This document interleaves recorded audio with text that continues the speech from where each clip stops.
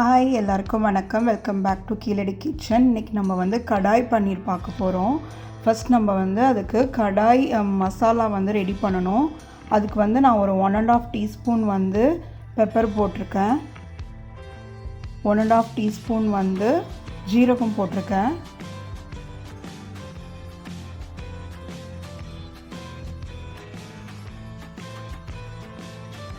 One and half teaspoon வந்து சோம்பு, பெருஞ்சீரகம்னு சொல்லுவோம் இல்லையா, சோம்பு அது போட்டிருக்கேன். 2 டீஸ்பூன் வந்து தனியா போட்டிருக்கேன்.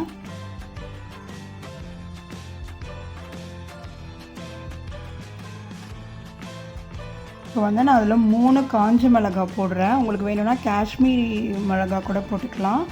நான் வந்து நார்மல் காஞ்ச மிளகாய் போட்டு இதை வந்து சிம்மில் வச்சு நம்ம ட்ரை ரோஸ்ட் பண்ண போகிறோம். ஒரு 3 மினிட்ஸ் வந்து இதை ரோஸ்ட் பண்ணிக்கலாம்.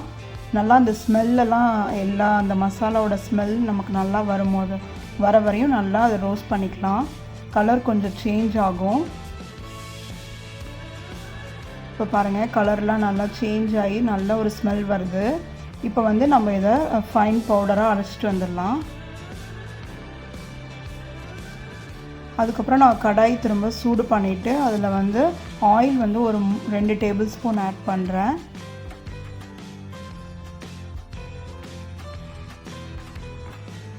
நம்ம அந்த பவுடர் வந்து அரைச்சிட்டு வந்தாச்சு பாருங்கள்.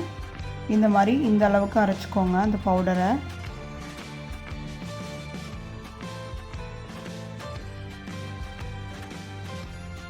இப்போ எண்ணெய் வந்து சூடானதும் நான் 2 காஞ்ச மிளகாய் போடுறேன். 1 டீஸ்பூன் வந்து தனியா போடுறேன்.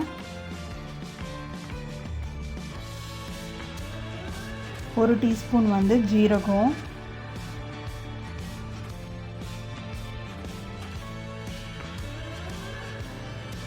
ஜீரகம் தனியாலாம் நல்லா பொரியட்டும், அது வரையும் வெயிட் பண்ணலாம்.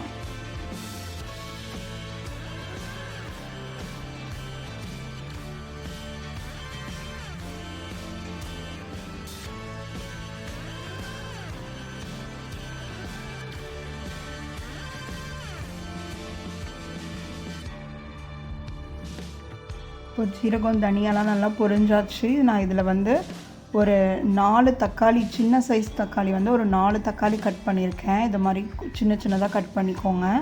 அந்த 4 தக்காளியை போட்டு இப்போ நல்லா நம்ம அது நல்லா மேஷ் ஆகிற வரையும் ஒரு 2 to 3 மினிட்ஸ் வந்து அதை நல்லா குக் பண்ணிக்கலாம்.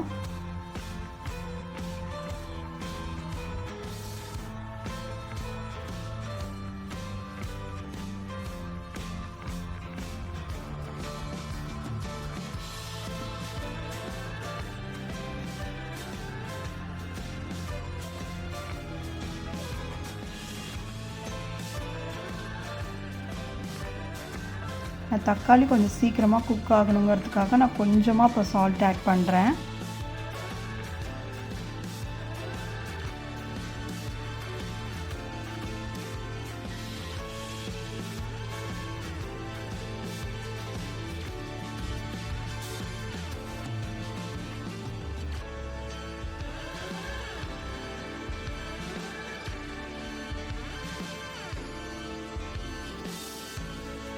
தக்காளி நல்லா வந்து குக் ஆகிடுச்சு.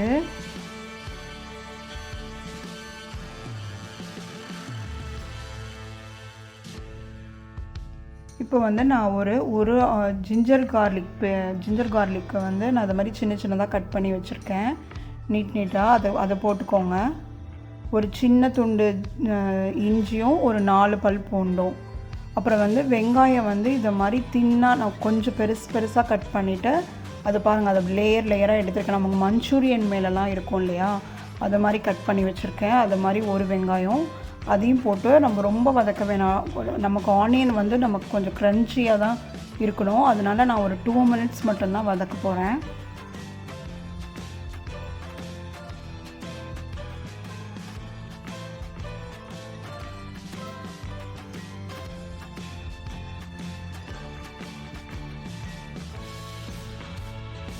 கொஞ்சம் வதக்கினதுக்கப்புறம் நான் மிளகாத்தூள் 1 டீஸ்பூன் போடுறேன். நான் வந்து காஷ்மீரி சில்லி பவுடர் போடுறேன். அது வந்து நம்ம காரம் அவ்வளோக்கு இருக்காது, ஆனால் கலர் வந்து ரொம்ப நல்லாயிருக்கும். அது போட்டுக்கலாம். அப்புறம் 1 டீஸ்பூன் வந்து நார்மல் சில்லி பவுடர் போடுறேன். அது கொஞ்சம் காரத்துக்காக.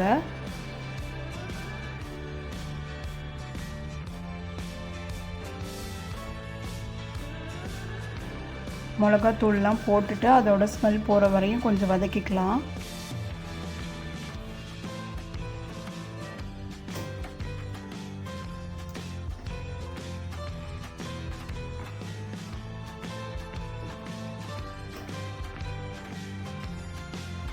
இப்போ வதக்கினதுக்கப்புறம் நம்ம அந்த கடாய் மசாலா அரைச்சி வச்சுருந்தோம் இல்லையா, அதில் நான் ஒரு 2 டேபிள் ஸ்பூன் ஆட் பண்ணிக்கிறேன்.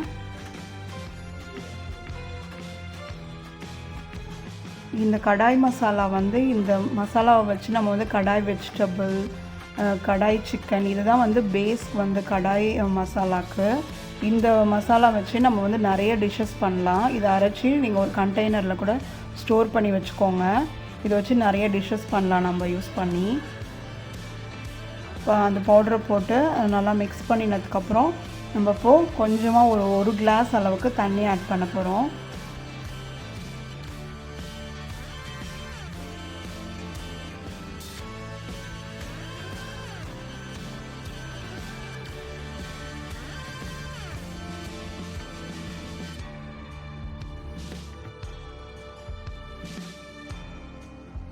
இப்போ தண்ணி ஆட் பண்ணி ஒரு 2 மினிட்ஸ் வந்து அது குக் ஆகட்டும். அதை அப்படியே விட்டுடலாம்.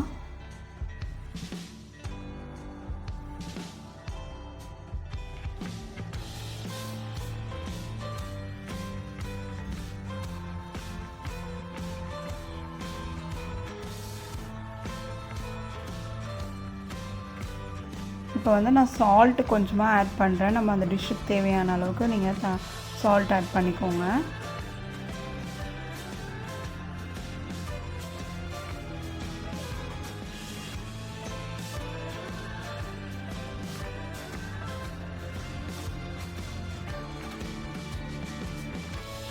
ஒரு 1/2 டீஸ்பூன் வந்து சுகர் ஆட் பண்ணுறேன். நமக்கு வந்து அந்த இனிப்பு புளிப்பு அந்த இனிப்பு புளிப்போட கொஞ்சமாக அந்த ஸ்வீட் வந்து சேர்ந்தால் தான் நமக்கு வந்து அந்த புளிப்பு காரம்லாம் அதை என்ஹான்ஸ் பண்ணி கொடுக்கும். அதனால் நான் ஒரு 1/2 டீஸ்பூன் வந்து சுகர் ஆட் பண்ணியிருக்கேன். இதை குக் ஆனதுக்கப்புறம் நம்ம அதை கட் பண்ணி வச்சுருக்கிற பன்னீர் ஆட் பண்ணிக்கலாம். நான் ஒரு 200 கிராம் பன்னீர் வந்து எடுத்துருக்கேன் இன்றைக்கி. அது எல்லாத்தையும் ஆட் பண்ணிக்கலாம்.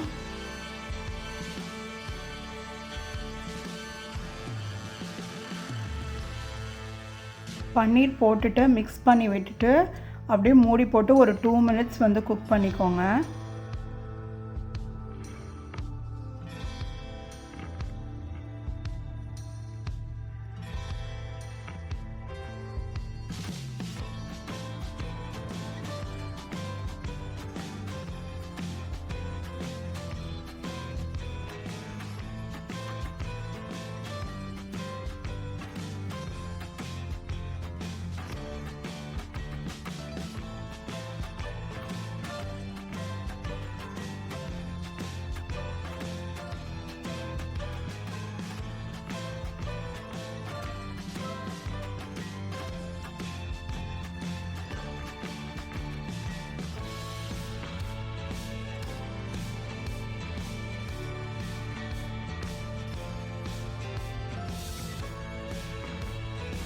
பன்னீர் போட்டு 2 மினிட்ஸ் குக் பண்ணியாச்சு. நான் இப்போ அது மேலேயே கொஞ்சமாக கொத்தமல்லி தழை போடுறேன்.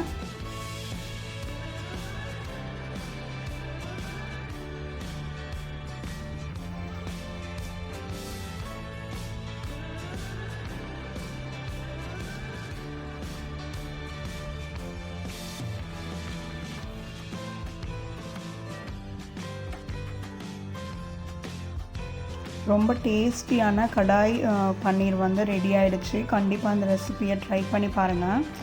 நெக்ஸ்ட்டு வந்து நாம் யூஸ்வலாக வந்து வீட்டில் வந்து சப்பாத்தி பண்ணுவோம். சில பேருக்கு வந்து அது நல்லா சாஃப்டாக வரும். சில பேருக்கு நம்ம என்ன தான் பண்ணினாலும் அது வந்து சப்பாத்தி வந்து ரொம்ப ட்ரையாக இருக்கும், இல்லாட்டி கொஞ்சம் ஹார்டாக இருக்கும். இப்போ வந்து நான் எப்படி சாஃப்ட் அண்ட் லேயர்ட் சப்பாத்தி எப்படி பண்ணுறதுன்னு சொல்லிவிட்டு உங்களுக்கு வந்து காமிக்கிறேன்.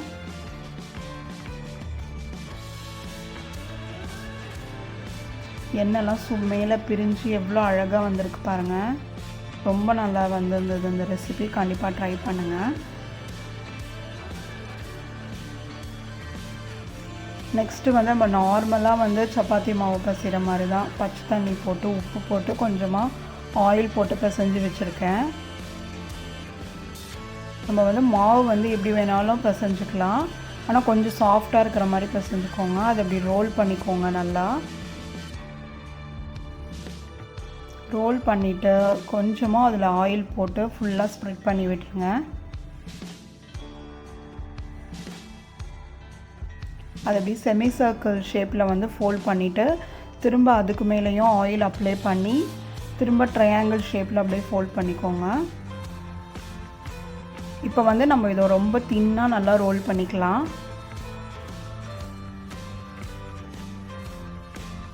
நம்ம வந்து ஒவ்வொரு லேயர்லேயும் வந்து ஆயில் போடுறதுனால நமக்கு குக் பண்ணும் போது அந்த லேயர்ஸ் வந்து நமக்கு ரொம்ப நல்லா கிடைக்கும். சப்பாத்தியும் வந்து நமக்கு ரொம்ப நல்லா சாஃப்டாக இருக்கும்.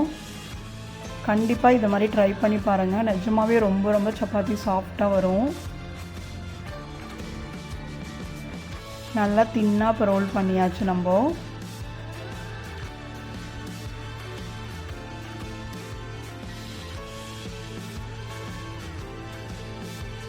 இப்போ வந்து தோசைக்கல் சூடு பண்ணிவிட்டு நான் கொஞ்சமாக இப்போ ஆயில் போடுறேன்.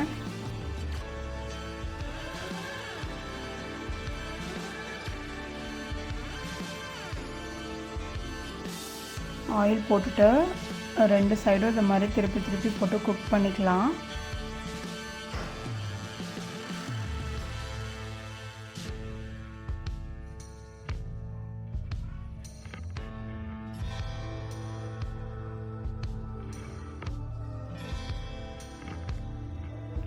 இது மாதிரி ஒரு கொஞ்சம் ஈரமான காட்டன் கிளாத் எடுத்து இந்த மாதிரி ஓரத்துலலாம் கொஞ்சம் அமுக்கி அமுக்கி விட்டிங்கன்னா அந்த ஓரத்துலலாம் கொஞ்சம் குக் ஆகாமல் இருக்கும். இப்படி அமுக்கி விட்டால் அதெல்லாம் வந்து கொஞ்சம் ஈஸியாக குக் ஆகிடும்.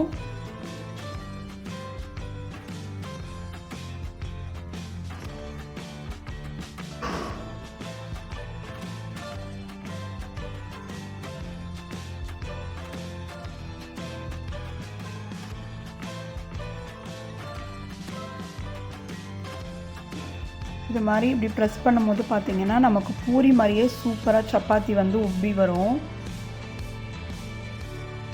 உங்களுக்கு இப்போ தெரியுதா என்னன்னு தெரில. நான் உங்களுக்கு சைட்லேயும் எடுத்திருக்கேன், அதையும் காமிக்கிறேன்.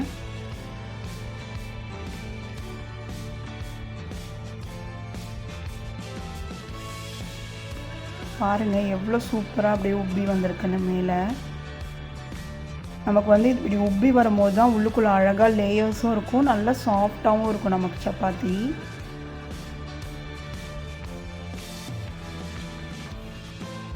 உள்ளுக்குள்ளே பாருங்கள் எப்படி இருக்குன்னு, எவ்வளோ லேயராக நல்லா சாஃப்டாக இருந்தது. கண்டிப்பாக அந்த ரெசிபிலாம் ட்ரை பண்ணி பாருங்கள். உங்களுக்கு பிடிச்சிருந்தா இந்த வீடியோ உங்களுக்கு பிடிச்சிருந்தா லைக் பண்ணுங்கள், ஷேர் பண்ணுங்கள். மறக்காமல் நம்ம சேனலுக்கு சப்ஸ்கிரைப் பண்ணிக்கோங்க. இன்னொரு சூப்பரான வீடியோவில் உங்களை எல்லோரையும் மீட் பண்ணுறேன். அது வரைக்கும் பாய்.